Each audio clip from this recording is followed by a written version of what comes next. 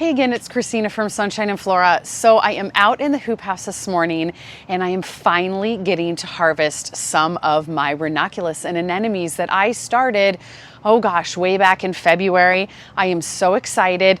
There are buds everywhere and I'll zoom in and show you guys that, but Mother's Day is this weekend, and so I am really excited to have some of these flowers to put in with my tulips for my Mother's Day bouquets. These are going to be absolutely perfect. So I thought while I'm out here harvesting, I'll set up the camera. I just want to show you what I'm harvesting, what the correct stage to harvest in is, and then give you an update on everything else in the hoop house and show you how I'm going to be storing these for the weekend. So I think the first thing that we will harvest are the ranunculus, and then at the end of the patch I have some anemones that are ready, so I'll show you that. Then we'll do the tour. I came out here last night after I was done with a photo shoot and I weeded the whole area. I know it still looks really full, but there were some weeds kind of coming up in the middle and on the edge. Actually, I see another one now. These, I don't know what kind of weeds these are, but they are everywhere, and there's actually a bunch behind me. I need to come through here in the next day or so and weed this little patch, but then all behind me is going to be snapdragons. I honestly wanted to have those planted like a couple weeks ago, and I've just been so busy I haven't gotten it done. So we'll see if I have time in the next couple days. But most of this area is ranunculus. I do have some self-seeded cress coming up now, and I'll show you my main patch of cress. Cress you want to harvest after the top blooms have died away and the seed pods are formed. So you can see that some of these seed pods, most of the way up, are formed, but not 100% ready yet. Same with my big patch. I don't know if they'll be ready for Mother's Day. Maybe. If there is any ready, I think that would be really pretty to put in with my arrangements. But let's harvest this ranunculus. Now the perfect stage to harvest ranunculus is when they're opening, and the bud, when you squeeze it, is at marshmallow stage. Now this one is a little further open than just marshmallow stage, same as this one, but I'm still going to harvest these and put them in the bucket. So when you harvest ranunculus, and again this one's a little further open, you want to go all the way down to the very base. And I'm using scissors because I can't find my clippers, but that is how you get a really nice stem. Now, I do have additional buds on this, and that is fine. I'll just put those in the bouquet, but I don't know that those will open.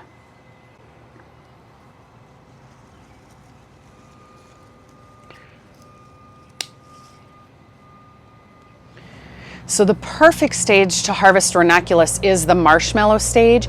And when I squeeze this, it's nice and soft. So I'm going to go ahead and harvest this. So same with this one. This one, it is a really good stage. And I'm going all the way down to the base. I think my microphone got screwed up there, but look at that really nice long stem when you cut all the way down to the base. So I have a few ranunculus to put in the fridge this morning. A lot of these are not quite there yet. I'm squeezing them. They're still a little hard. They probably need just a day or two, but they'll be ready for Mother's Day. But what I'm going to do is I'm going to put these in my fridge, and they will be just fine for a couple days till I make my bouquets. Now the ranunculus corms that I like to order are like the 4+ or the 4 to 5 size. And with those, you can get 10 or more blooms per plant. So, you know, this might be 2 because this is a bud, but you know, this is 1. That little corm could produce 8 or 9 more or even more blooms. So this patch is just getting started and should be really, really productive. I have a really big variety of ranunculus planted in here. Most of them are the Amadine variety. I got those from Awnings. I think I have some Labelle Chocolate, Labelle Champagne, and then I do have some random ones that I got from Jake, some Hanoi, just small quantities, and I kind of have them labeled, but what I'm hoping is that I will be able to save these corms and use them for next year. I did already place just a small order just in case, but I'm hoping to be able to plant all of these same varieties next year by saving the corms over winter. Crossing my fingers. All right, let's take a look at the rest of the hoop house and then harvest some of those anemones. So this is the row on the west side of the hoop house. I have 3 rows in here. This hoop house, if you guys are new to my channel, is from Grower Solution. It's a 16 by 28 low sidewall greenhouse. I will link it down in the description below. It has been a game changer for early season flowers. I would never have flowers right now besides tulips, and I would never have flowers for the rest of May if I did not have this structure. But this is all Bupleurum. You can see the Bupleurum behind me is really nice and tall. This is actually self-seeded from last year, so it's like free Bupleurum. It's getting really nice and tall. I'm gonna let it flower. I will be able to use that in filler, I don't know, maybe in a few weeks. You can see I have a little more crest back here, but then all in front of me, this is Campanula. And this was the fall planted Campanula that I planted out here in October. This got planted a little bit later than what I'm gonna show you on the other side, but this is the lilac or lavender, whatever that's called. This is that color. I have white on the other side, and they are getting very, very tall.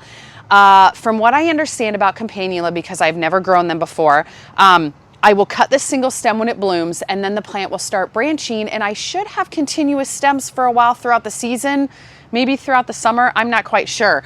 But I will let you know as it grows. To the other side of me, more self-seeded Bupleurum getting super tall. And then down here, I want to show you some feverfew. So this is a patch of feverfew that I actually planted over a year ago. Feverfew is a perennial in my area. I was going to tear it out, but honestly, it started growing and looking so good. Some of it next to the edge here isn't looking the best, but this right in front, oh my gosh, it's gonna bloom pretty soon. So I'm just letting it go, and I may just leave it here the rest of the season. And then if we swing around, here's my little patch of anemones right here in front. Let's go ahead and harvest those out. So a couple of my anemones are a little far gone. This one right in front of me is past its prime. But you don't want to just leave those in the ground. You gotta deadhead or continually harvest them, because that is what lets the plant know that it's ready to generate more blooms. And so this is just gonna go in my compost pile. I could take it home and put it in a bouquet, but honestly, I have a lot of extra flowers that I've made bouquets of. This one is too far gone. This one, oh my gosh. This one has a super crazy stem. Obviously not gonna use that. There's a few more out here I can harvest, but the stage you wanna harvest an anemone is when it is already opening. I see a perfect one there, but let's get this blue one. So this one obviously is too short. You know, I might save it for one of my vase bouquets. It might go in the side okay, but this is open, but not all the way open. This is the stage that I like to harvest my anemone. They can have a really nice vase life, not as long as Ranunculus. I think Ranunculus can last up to 2 weeks. Anemones, maybe that long, maybe more like 10 days, but this blue color is so beautiful. I'm gonna save this if I can use it in one of my arrangements. So I clipped a couple more anemones that were too far gone. Again, those are gonna go in compost. There's quite a few here that are almost there.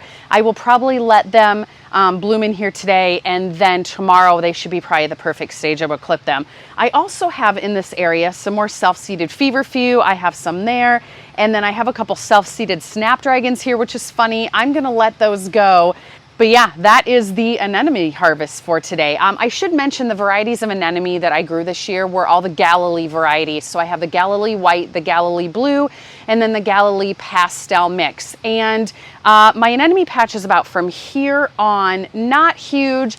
I ended up running out of space. I planted some in a couple crates. They dried out, so I don't think that they're gonna bloom extensively. But you know, this is pretty much my anemone patch. That's okay, because obviously I have a lot of ranunculus happening.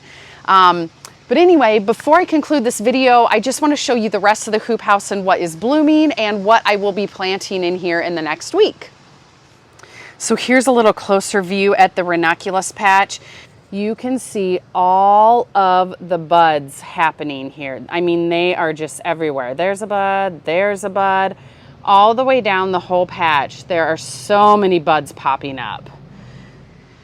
Here's a few more. This one looks like it's gonna be a pretty red variety. Here's a pretty magenta one just opening. This is not to marshmallow stage yet. Maybe in another day. The ones to the right of it, maybe in another couple days. Same with this one. I think it'll be another day. So this side, this is where I need to weed. I have a little self-seeded cress here, but all of this area, I have snapdragons ready to go in. And then this area looks kind of mangy from a distance, but this is intentional. So this area behind me is all the rest of my cress and my campanula. So this cress, like I was saying, it still has the flowers on the top. These have to die back and the seed pods have to fully form before I can harvest this. But we're getting close, and gosh, there is a lot. I'm really excited to have this for filler. I have a few plant stakes in there just kind of holding it up.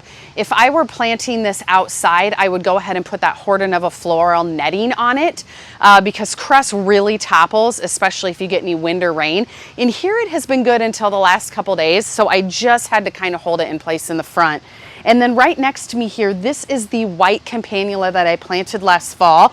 It has real thick stems, thicker than over there. Those are still okay, but these are pretty beefy. And these, again, I think I will be able to harvest the main stem, use it, and then these will continue to branch over the summer. But I'm real excited to see how these grow.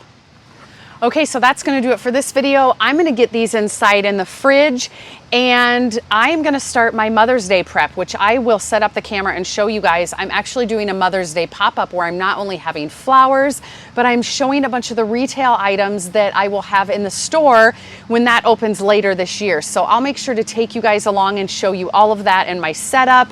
I'm sorry I haven't had a video for a while. It's been really crazy with the building construction and keeping up on this, and then my daughter had her tonsils out, so it's just been a little crazy, but I should be right in with the regular videos from now on. I hope you guys are having a great week. Stay tuned for a lot more, and we'll see you soon.